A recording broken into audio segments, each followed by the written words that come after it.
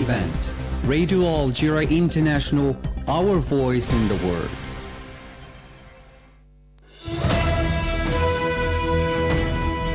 This is the English service of Radio Algeria International. It's time for the news. The UN Security Council has failed to adopt a new draft resolution on Gaza, once again blocked by a US veto. Algeria's permanent representative to the United Nations, Amr bin Jammeh, has affirmed that the Security Council's latest failure is yet another stain on humanity's conscience, stressing that Algeria will never abandon the Palestinians. Still at the Security Council, the A3+ group has called on the international community and the UN to support the political process in Syria while condemning the ongoing Zionist attacks against the country.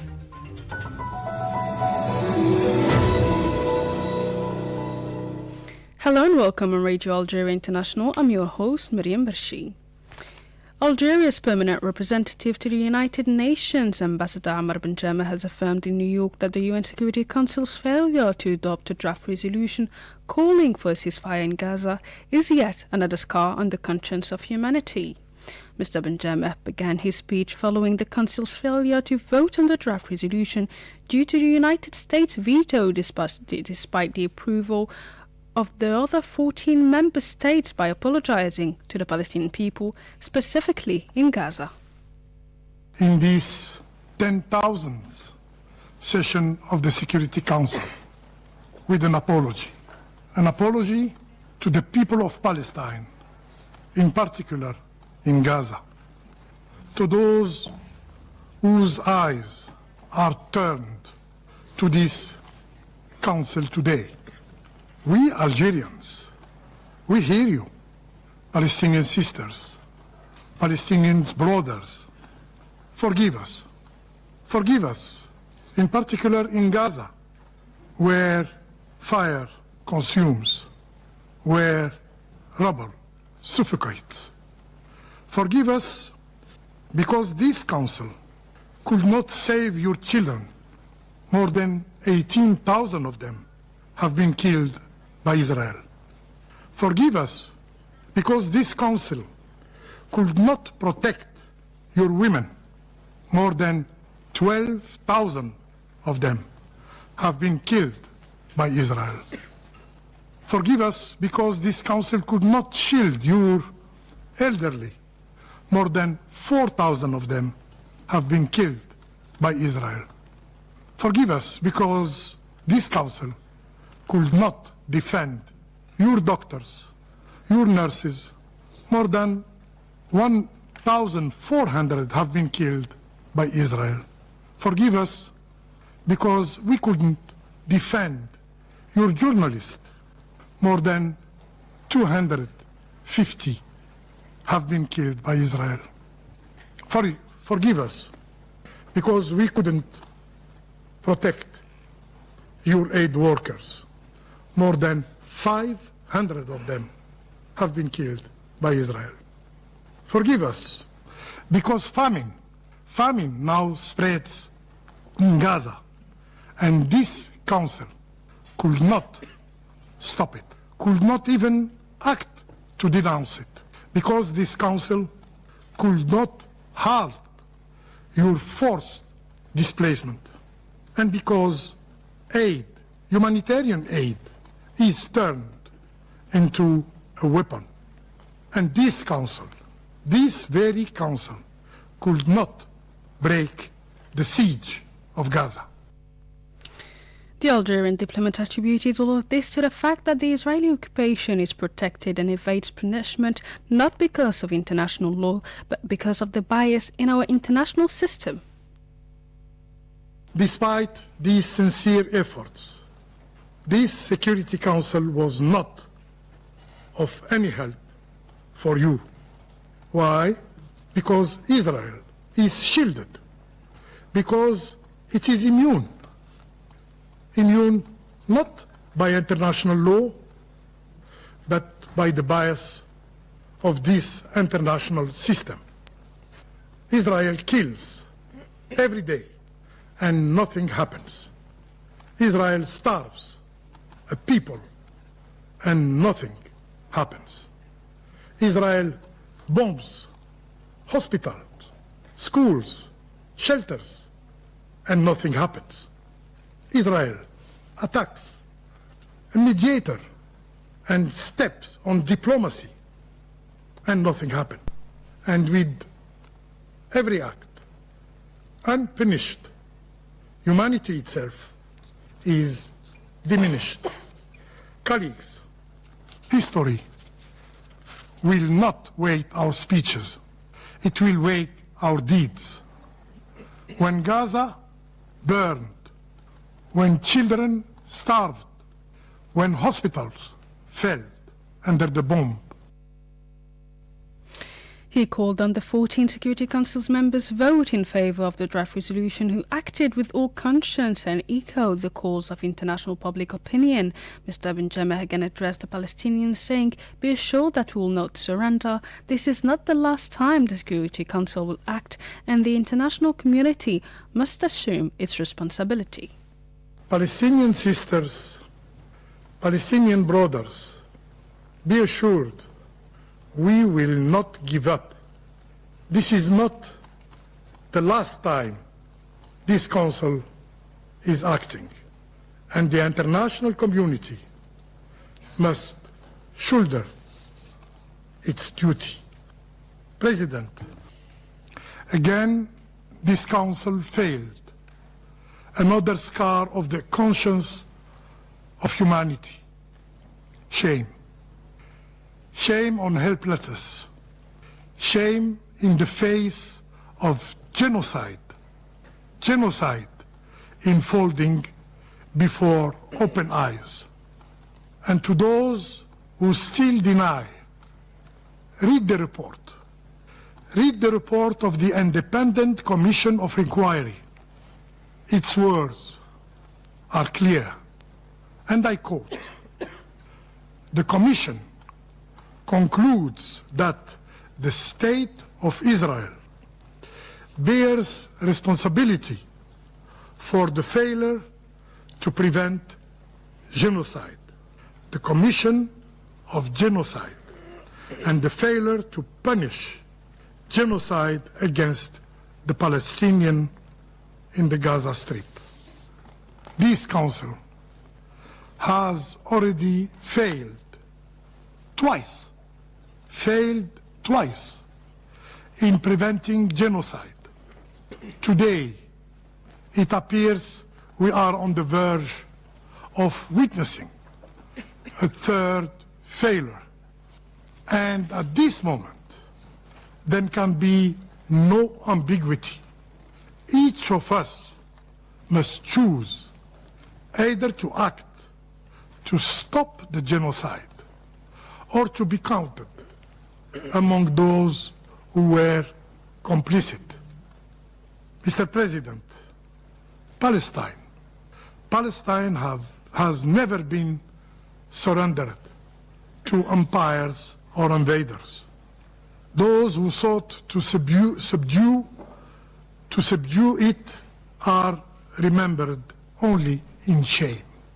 Palestine is for the Palestinian, and Algeria, as President Abdelmajid Tebboune has vowed, will never abandon them, not until the establishment of Palestinian state with Al-Quds Sharif as its capital. The United States vetoed the crucial United Nations Security Council resolution demanding a ceasefire in Gaza as the Israeli occupying army expanded its scorched earth offensive on Gaza City. The resolution, approved by 14 of the 15 members of the Council, called for an immediate, unconditional and permanent ceasefire in Gaza. The A3+ group at the United Nations Security Council, made up of Algeria, Somalia, Sierra Leone and Guyana, has called on the international community and the UN in New York to support the political process in Syria while condemning the ongoing Israeli occupation's attacks against Syria. Algeria's permanent representative to the UN, Hamar Benjama, speaking on behalf of the group, said that the international community and the UN in particular have a crucial role to play in supporting Syria during its transition. The A3+ called for constructive and coordinated work between the UN and the Syrian authorities to achieve this goal. Speaking at the Security Council meeting on the situation in Syria, the Algerian diplomat assured that the group reiterates the importance of an inclusive political process led by and for Syrians, adding that it is essential that Syrians themselves determine the future of their country. At this critical juncture, the A3+ reaffirms its unwavering support for Syria's sovereignty, unity, independence, and territorial integrity. We remain fully convinced that only a Syrian-led and Syrian-owned process, supported by genuine international solidarity, can pave the way toward realizing the aspirations of Syrian people for peace, for development, and for dignity. The A3+ stands ready to continue working alongside the Syrian people and with all partners to achieve this goal.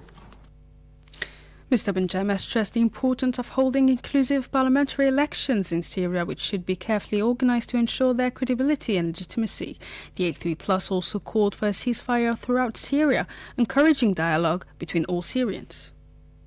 As we have consistently highlighted, the A3+ stands ready to engage constructively to help the Syrian people to achieve their legitimate aspiration and build a brighter future for their country, a future free from the legacy of violence and instability.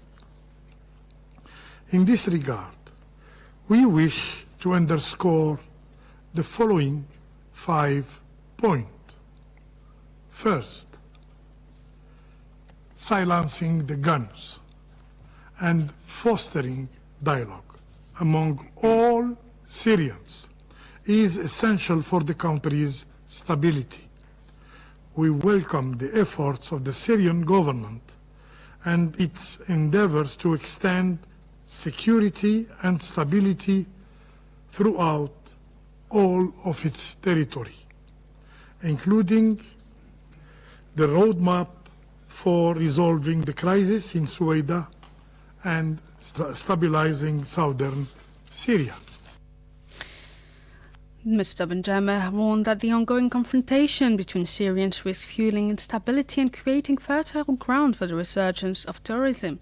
The A3+ group invited all regional and international actors to refrain from taking any action that could further destabilize the country. They particularly denounced the regular attacks carried out by the Zionist entity against Syrian territory. The group members strongly condemned the Zionist military operations, which constitute a flagrant violation of international law, including Article 2 of the United Nations Charter.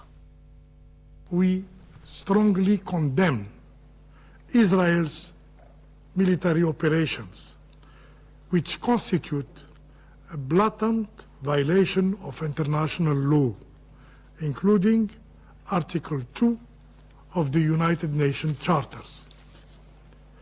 We also call for the full implementation of the 1974 disengagement agreement and recall that the occupied Golan Heights is an integral part of Syria,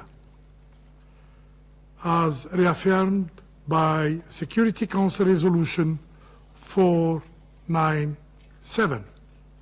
We demand an immediate end to Israeli incursion and the complete withdrawal from the occupied territory.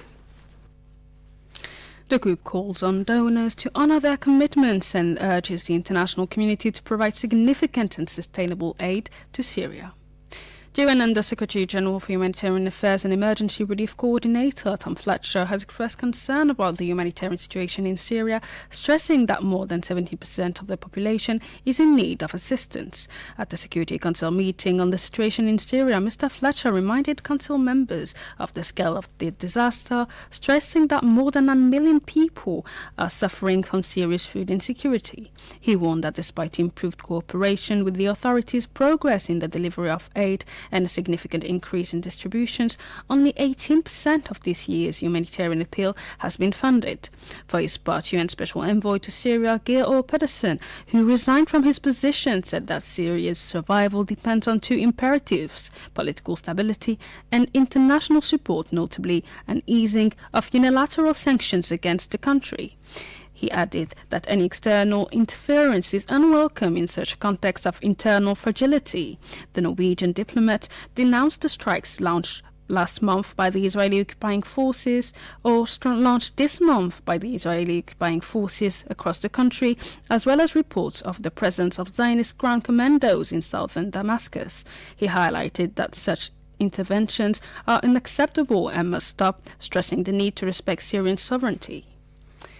The United Nations Special Envoy for Syria, Norway's Geir Pedersen, has announced his resignation for personal envoys or personal reasons after nearly 7 years in office. Speaking at the Security Council, Mr. Pedersen said he was deeply indebted and deeply grateful for the Syrian people who had shown extraordinary courage and humanity over the years. He said he had been planning to move on for some time, but given the extraordinary changes in Syria and the opening of a new chapter, it was both his duty and a privilege to remain in office and help guide the United Nations political efforts during the crucial first months of the historic period of political transition. The United Nations Interim Force in Lebanon, UNIFIL, announced that its demining expert had resumed operations after a hiatus in nearly 2 years due to the Israeli occupation attacks on the country. According to UNIFIL, demining experts from Cambodia and China began operations into minefields near the village of Blida in the eastern sector and the village of Marun al-Ras in the western sector, covering an area of approximately 18,000 square meters. The resumption is part of the joint demining efforts of UNIFIL and the Lebanese army, which are reducing the risk for civilians living in or visiting areas bordering the Blue Line established by the UN in 2000. UNIFIL increased its capacity on the ground to 24 teams compared to only 9 teams in October 2023, despite the ceasefire agreement that came into effect on November 27, 2024. The Israeli occupation army continues to carry out strikes on Lebanon. It also maintains a presence at 5 main points in the Lebanese border area after the deadline for its complete withdrawal expired on February 18th. Still in Lebanon, the Israeli military has issued evacuation orders in southern Lebanon as it launched a fresh wave of attacks. There has been no immediate reports of casualties. The Lebanese Prime Minister Nawaf Salem called on the international community to urge Israel to stop what he described as intimidation and attacks and to fulfill its ceasefire obligations. The UN peacekeeping force in Lebanon, for its part, condemned the Israeli occupation airstrikes in southern Lebanon. And now to the country. Algeria is celebrating today the 67th anniversary of the creation of the Provisional Government of the Algerian Republic, GPRA, on September 19, 1958, a landmark event that contributed to the consolidation of the immutable principle of Algerian diplomacy. Mohamed Khatil reports.